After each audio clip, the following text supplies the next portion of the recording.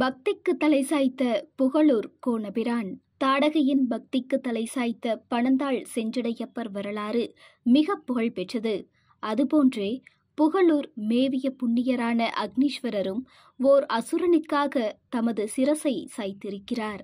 அவ்வரலாற்றை காண்போமா?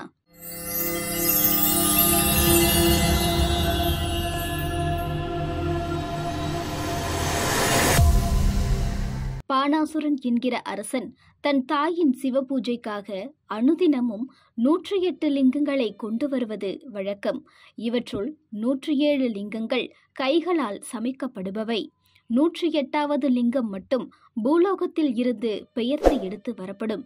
அதன்படி ஒருநாள் பூலோகத்திற்கு வந்த பானாசுரன் புன்னைவனத்தில் இருந்த ஸ்வயம்பு லிங்கம் ஒன்றைக் கண்டு அதை பெயர்த்தெடுக்க பெரிதும் முயற்சித்தான். ஆனால் லிங்கபிரானோ சற்றும் அசைந்து கொடுக்கவில்லை. ஆனால் அந்த அசுர பக்திக்கு இணங்கிய பெருமான் லிங்க பானத்தினை மட்டும் சற்றே கோணலாய் சாய்த்து கொடுத்தார். இக்கதையை உலகோர் அறிந்திடுவதற்கான வரலாற்று சாட்சியாக அப்படியே நிலைத்துவிட்ட இத்தலத்து சிவனாருக்கு கோணபிரான் என்ற திருநாமம் வழங்கப் பெறலாயிற்று. லிங்கத்தினை பெயர்த்தெடுக்கும் முயற்சியில் சுற்றிலும் தோண்டிய அகழியில் தண்ணீர் பீறிக்கொண்டு கிளம்பி நிறைந்தது. இத்தீர்த்தத்திற்கும் பான தீர்த்தம் என்ற பெயர் உண்டாயிற்று.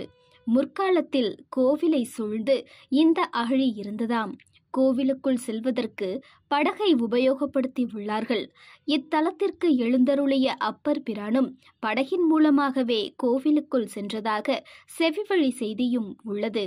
பிற்காலத்தில் எளிதாக போய் வருவதற்கு ஏதுவாக கீழ்திசையில் ஒரு பக்கத்தில் மட்டும் அகழியை தூர்த்து பாதை உண்டாக்கி வைத்ததாக சொல்கிறார்கள். இந்த அகழி தீர்த்தத்திற்கு பான தீர்த்தம் என்பது பெயர். அக்னி பகவான் இத்தலத்தில் தமது சாப விமோச்சனத்திற்காக நீராடி வழிபட்டு பேறு பெற்றமையால் இது அக்னி தீர்த்தம் என்ற பெயராலும் அழைக்கப்படுகிறது.